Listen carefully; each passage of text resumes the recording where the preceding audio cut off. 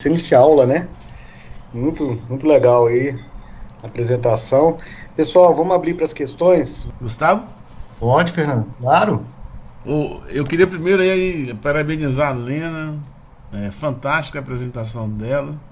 E assim, uma coisa que eu acho muito interessante, né, é quando as visões da academia coincidem muito com as nossas visões do campo, assim, da lupa e do testemunho. E aí, 90% aí do que a Lena falou coincide do que a gente vê no campo nos testemunhos. Eu gostaria de parabenizar ela e toda a equipe que trabalha com ela, né, que é uma equipe grande, e eu acho que o caminho é esse mesmo. A gente ainda tem alguns problemas para resolver, e eu acho que uma coisa também que os trabalhos que a Lena orienta e a turma que trabalha com ela tem um forte enfoque petrográfico. Sem isso, não dá para resolver os problemas de Carajás. Então você tem muita superposição de eventos e só com uma petrografia muito refinada para a partir daí você fazer datação, a partir daí você fazer fluidos e assim por diante. Então assim, eu já vi acontecer em Carajás de pessoas que amostram um determinado tipo de mineralização que está por exemplo, lá no sistema Pojuca Gameleira Grota Funda. Isso é muito comum.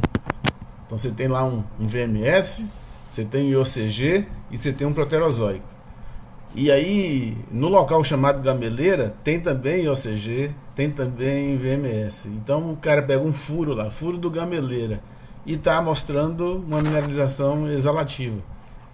Está lá no furo do Gameleira, está superpondo. Então esse controle petrográfico das fases que estão superpondo dentro do processo de mineralização que ocorre em Carajás, incrivelmente longo, né? Você vai do Proterozoico até o Neoarqueano, aí, então 600 milhões de anos de evolução. Lógico, não é um sistema único, é uma superposição no tempo e com repetições que são muito parecidas, mas que são diferentes. Então dá para a gente visualizar com a lupa, um imã, tudo isso aí que a Lena colocou dessa evolução. E aí tem muita coisa, por exemplo, lá no Sossego, no Morro do Sossego e no Sequeirinho, que é uma superposição de dois eventos, você encontra fragmentos do IOCG Sequeirinho na raiz do Morro do Sossego. E se você não tiver cuidado, você acha que é sossego. Mas você vê claramente que é um minério muito parecido com o Sequeirinho, que está lá dentro do pitch do sossego. Então essa separação é fundamental. Outra coisa também que a gente começa a ver lá em Carajás é que tem novos trabalhos saindo, que quanto mais você vai pegando minerais em equilíbrio com as fases sulfetadas e vai datando outros minerais, estão dando idades bem diferentes. E essa superposição do 271, 272 com o sistema 25, e agora vem o sistema 20, 21, até 1.8 e até um pouquinho mais. Já vi coisa aí lá no Breves de mais nova do que 1.8, até 1.7. No Estrela tem umas coisas lá de 1.7. E aí esse cuidado da amostragem e do estudo isotópico e do estudo petrográfico em cima do reconhecimento dessas texturas da evolução desse processo é de fundamental importância. E outra coisa também é a questão da mudança da superposição hidrotermal com a mudança isotópica em cima disso. Então, os trabalhos que estão agora com maior qualidade sendo feitos nas lâminas, onde você consegue fazer o núcleo do mineral e a borda, está mostrando exatamente que em alguns minerais você vê diferença de idade entre núcleo e borda muito grande, ajudando a contar essa história da alteração hidrotermal e da superposição de eventos em Carajás. Mas parabéns aí, fantástico essa compilação que a Lena fez, aí coroou muito aí esse nosso seminário aí. Obrigado. Eu que agradeço, Fernando. Eu acho que nós levamos até muito tempo para entender essas coisas que talvez, acho que você já tem uma visão muito mais clara, mas São sistemas complexos, então é muito difícil e é um trabalhinho tem que ter uma sistemática, e eu acho que a gente pode atingir isso realmente partindo para usar técnicas in situ, com maior resolução. Então acho que esse é o caminho, né? Buscar essa maior resolução para desvendar essas histórias que às vezes estão num grãozinho ali. É o caso da turmalina, né, que o Gustavo mostrou que tem um bode e núcleo com histórias diferentes, e as idades também vão aparecer como diferentes, eu acredito. Obrigada. Lena, o trabalho que o Borba está fazendo com a geoquímica do zircão, com terras raras, tem também mostrado umas coisas muito interessantes, tá? Dentro do próprio grão lá, do cristal de zircão, entre núcleo e borda, tá dando umas coisas bem legais. O Arielo tem uma pergunta e depois o Otávio também levantou a mão. Boa tarde. Bom, primeiro, parabenizar a Lena aí pela excelente apresentação, né? Muito legal. Eu só queria acrescentar alguns comentários aí sobre o que eu andei aí, tanto no Bloco Sul, né, na região que ela citou bastante aí, né? O que acontece, né? A alteração hidrotermal é um negócio super importante, é evidente, né? Mas eu acho que uma coisa que ela tocou bem são os negócios das estruturas profundas, né? Então, o que a gente tem que entender muito bem em Carajás, né, é realmente o controle estrutural desses negócios, né, desses depósitos, o porquê que ocorre aqui, porquê que ocorre ali, porquê que não ocorre lá, né? E, então, por exemplo, um exemplo típico, né, que todo mundo vê aí, os 3 depósitos ali do complexo, né, o Sossego, o Sequeirinho e o Pista. O Pista é um depósito que não tem magnetita nenhuma, né, e está do lado do outro, né? Por quê? Né? Então, a outra coisa é sobre a superimposição de evento, né, Helena? Isso é um negócio muito claro, né, em Carajás, não só no Bloco Sul, em todos os depósitos existe isso, né?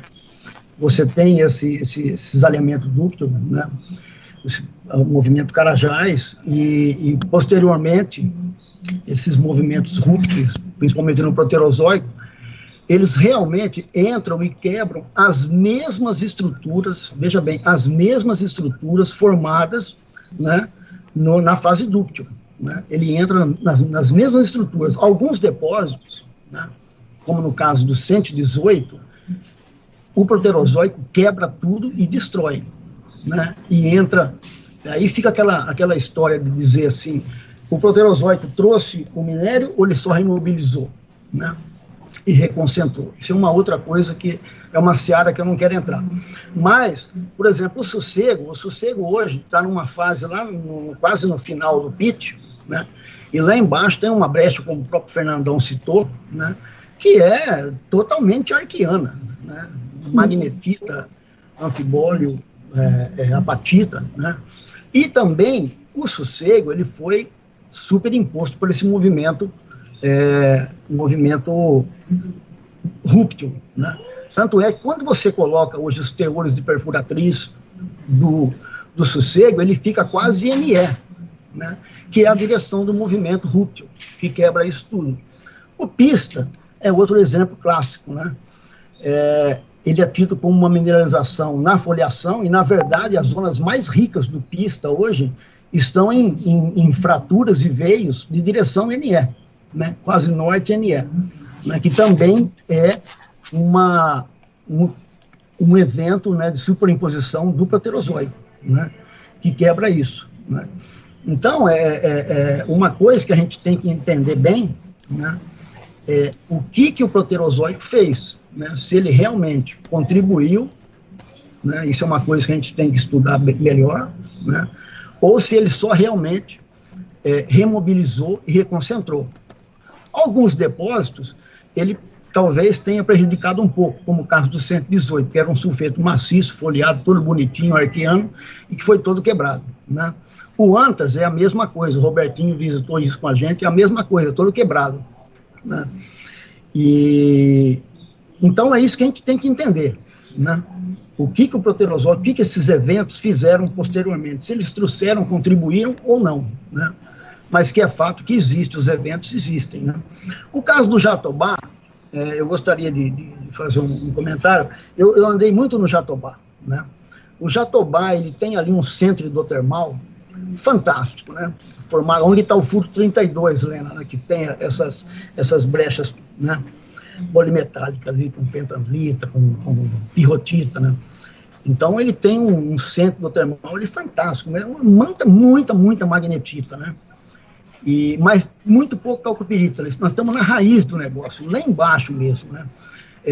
E à medida que você caminha desse centro hidrotermal para oeste, em direção ao rio Paraupebas e em direção ao depósito do Jatobá, que é aquele sistema de veio de quartzo, clorito, que é para mim, no meu entendimento, é o evento proterozoico em cima do depósito do Jatobá, mas deslocado. Você tem uma falha que você vem andando, né, é impressionante, você vem num domínio de magnetita extremamente quente, é lógico, e você entra num domínio de quartzo e clorita, não dá, né?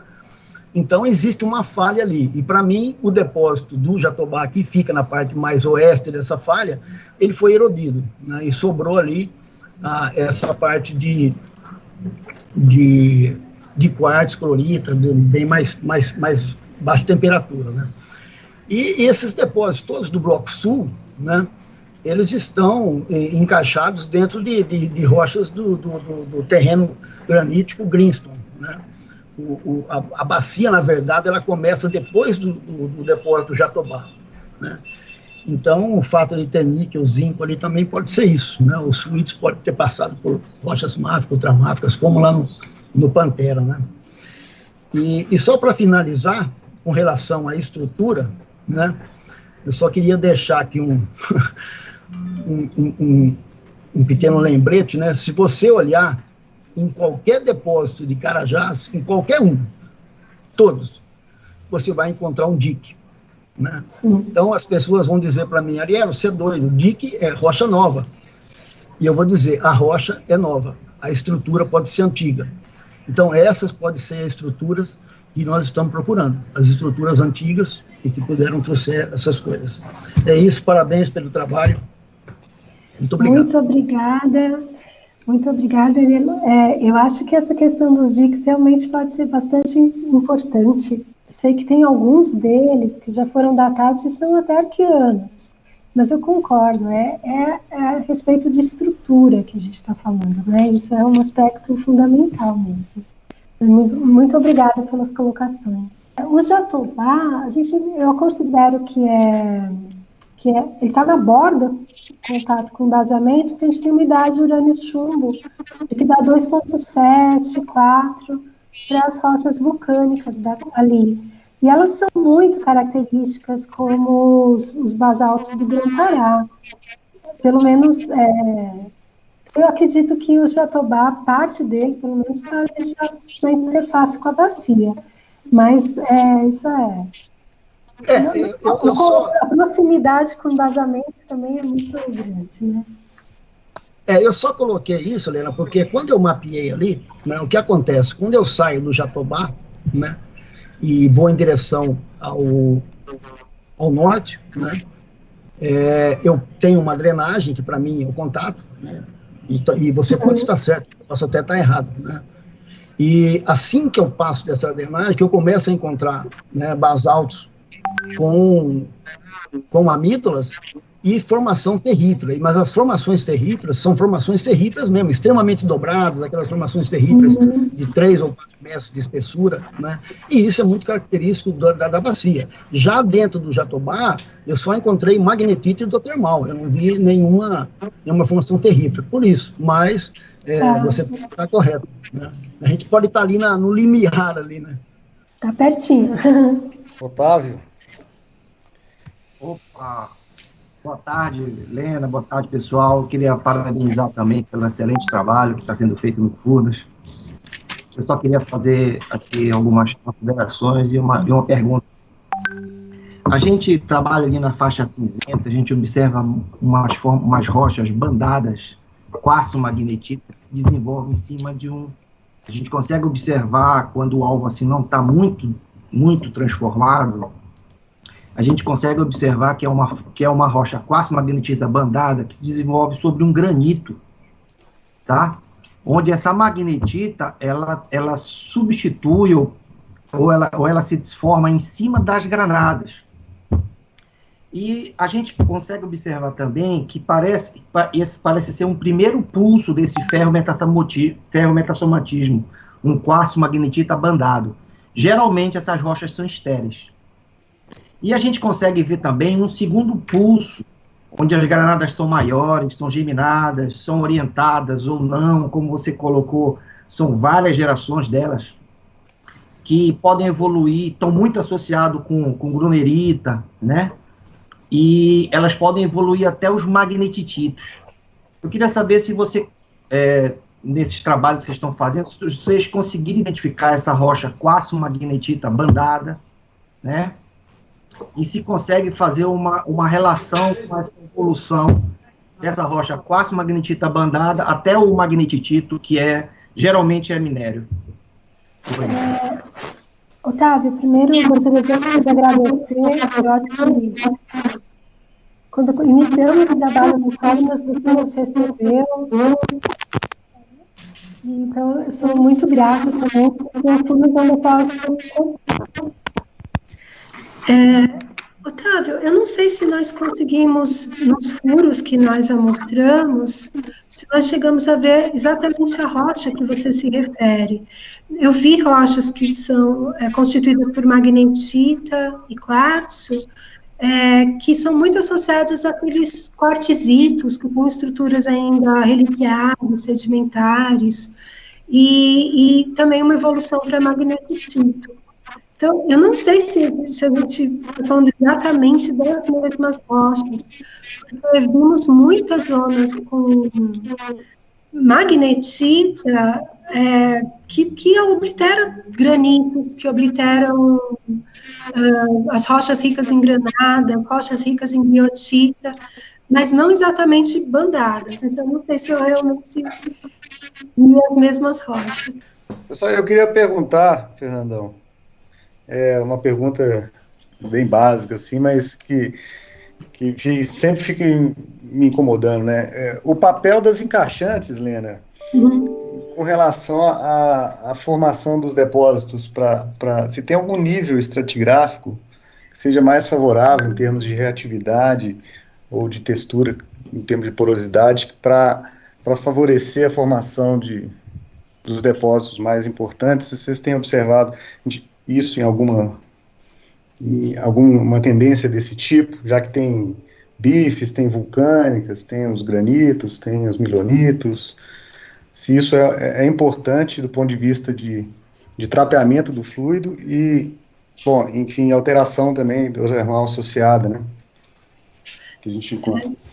Bem, esse é um aspecto interessante, Gustavo, porque a gente vê zonas de alteração e de mineralização bem desenvolvidas, tanto em rochas que são rochas do embasamento, como granitos, gnáisses, rochas máficas, principalmente gabros, basaltos, rochas vulcânicas félsicas. Então, existe uma diversidade de rochas pedreiras. Agora, rochas mais reativas, como gabros, como rochas máficas e rochas ricas em feldspato, elas tendem a ser rochas mais reativas com os fluidos. Então, elas são importantes, mas aí, nesse campo, a gente tem uma diversidade de rochas reativas. E acho que, nesse caso, a permeabilidade para os fluidos é principalmente estrutural. Então, a gente está falando mais de estruturas, de sistemas de falhas vinculados a cisalhamento ou não, porque no paleoproterozoico eu acredito que sejam falhas mais rúpteis, né? Não são as grandes shears que caracterizam no neoarquiano. Mas eu acho que, em termos de controle estratigráfico, a gente não consegue falar exatamente, porque uma rocha que é um granito, ela é completamente alterada, obliterada, mineralizada, assim como uma rocha vulcânica da bacia.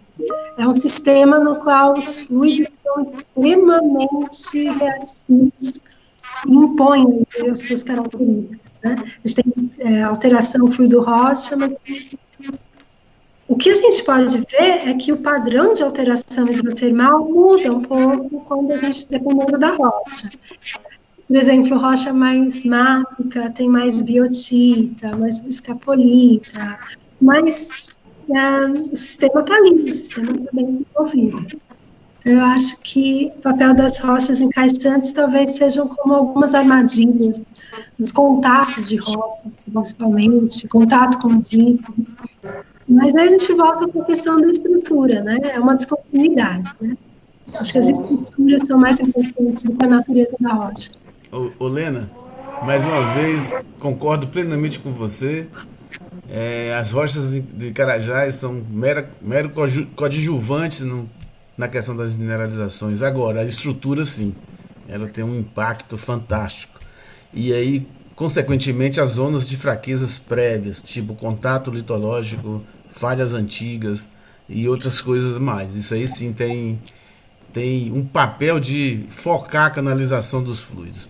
Uma outra coisa que eu acho que é bem intrigante lá em Carajás é que a gente conhece muito pouco em termos de profundidade. Não se dá para comparar Carajás com a Lipidã, que tem furos super profundos lá, e tem seção sísmica, e tem MT até a profundidade de 30 km. Você rastreia o sistema do manto até a superfície. A gente um dia vai ter isso ainda, eu acho. Mas a gente não tem isso. Mas a gente tem algumas coisas que eu acho super interessante. Você tem uma interação dos fluidos com as encaixantes, dando o conteúdo metálico dos depósitos. Né? Você tem os depósitos que tem níquel, estão próximos das ultramáficas. Você tem o depósito de Serra Pelada, que tem platina, paládio, ouro, que tem um monte de ultramáfica. Os depósitos mais ricos em ouro estão na parte norte, onde você tem toda a sequência sedimentar lá em cima. E assim vai. Mas você tem um negócio interessante aqui. Alguns depósitos, tipo o Alemão, que está dentro das rochas máficas do Grão-Pará, certo? É um pipe de brecha lindo, que também tem ele entra um pipe de brecha sob pressão, né, tipo Jatobá, né, no meu conceito, com a temperatura um pouco mais baixa, e que entra dentro do diatrema vulcânico, formando as minerações tipo Igarapé-Bahia. Aí tem um zoneamento lateral entre o Alemão e o Igarapé-Bahia, além daquelas mineralizações singenéticas que estão lá ligadas a um sistema vulcânico, né? A um sistema ali, provavelmente uma fumarola que gerou aquilo. E quando você pega o sossego, sequeirinho, você está lá no embasamento, nas rochas de embasamento, de 2.9 e 2.8. Então, por exemplo, quando você está naquela rocha de embasamento, dali para baixo não tem mais supracrustal. Né? E está lá os depósitos, naquelas rochas mais velhas, mesoarqueanas. E se a gente fizer uma reconstituição de Carajás, ali da posição do sequeirinho até o Alemão, você tem aproximadamente aí uns 500 metros de espessura, onde a erosão deixou exposto o sequeirinho ali. Então, assim, eu acho que a gente vai encontrar aí, quando perfurar mais fundo, e a gente já está vendo umas coisas bem diferentes lá no Salobo, nos furos mais profundos que a gente está fazendo lá, um zoneamento vertical desses depósitos, ok? Em direção às raízes dele, né? E eu acho que assim, já tem algumas pistas aí, tipo estudo do Jatobá, do Pipe e das minerações no entorno. Eu acho que a gente vai encontrar coisas bem interessantes em relação a esse zoneamento vertical e também, como a gente já conhece, esse zoneamento mais no strike, né? Mais lateral aos centros hidrotermais. O que você acha disso? Eu acho muito provável, na verdade. Essa ideia de que a gente tem sistemas de fluidos canalizados, quentes, eles vão gerar esse tipo de zonamento, né? Eu acredito que seja bem possível, assim. E talvez a gente encontre os causadores, né, desses pulsos de fluidos. Será que a gente tem brechas magmáticas hidrotermais? Será que tem alguma intrusão causativa lá embaixo? Não sei. Seria incrível encontrar. Bem, eu vou perguntar então. Falando com relação às rochas, a gente tem visto um processo de silicificação muito forte associado a esses depósitos, né? como é que você entende essa silicificação e também a presença das granadas? Qual a influência das rochas próximas desses depósitos na formação dessas granadas? Bem, em termos de silicificação, eu acho que tem mais de um estágio de silicificação. Tem um bem inicial, associado com albitização, com a entrada de biotita, na parte sul, que são aqueles biotitas X, né, digamos assim, e tem silicificação tardia. Eu acho que está associada com as shears, mas não exatamente com o evento, com o estágio de OCG, né? Já as granadas, Otávio, depende de qual granada, né? Eu acho que a gente pode ter até granada, que é produto de metamorfismo, eu digo, reação de fluidos quentes com produtos exalativos, a gente tem algumas evidências disso, e granadas que são associadas com o desenvolvimento das shears, alteração hidrotermal concomitante com a shear. Então, seria, no caso, um aporte de um fluido mais rico em alumínio para a formação das granadas? Não, eu acredito que é um fluido que consegue lixiviar álcool e concentrar residualmente alumínio. Com certeza.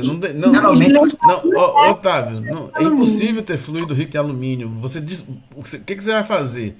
Quando você começa a alterar a rocha, você desequilibra a rocha. E aí você começa a lixiviar. Se você começa a lixiviar os álcools, vai sobrar alumínio, certo? E aí quando você aquece nesses núcleos de temperaturas mais altas dos depósitos, você vai gerar um aquecimento disso e vai gerar um metamorfismo de contato entre aspas. É o fluido quente, certo? Metamorfizando a zona de alteração hidrotermal que foi formada no início do processo. Então isso aí você forma alumínio, você aumenta o alumínio, porque você desequilibra por lixiviação, e você vai formar granada. Uma granada que não tem nada a ver com metamorfismo. É uma granada formada pelo processo de alteração hidrotermal de alta temperatura dos fluidos do núcleo do sistema. A gente tem que pensar a seguinte coisa. O sistema, ele começa frio, entra na zona de cisalhamento frio, aumenta a temperatura com a pressão do fluido, e quando ele fica evoluído, e ele começa a metamorfizar a própria área que era fria antes.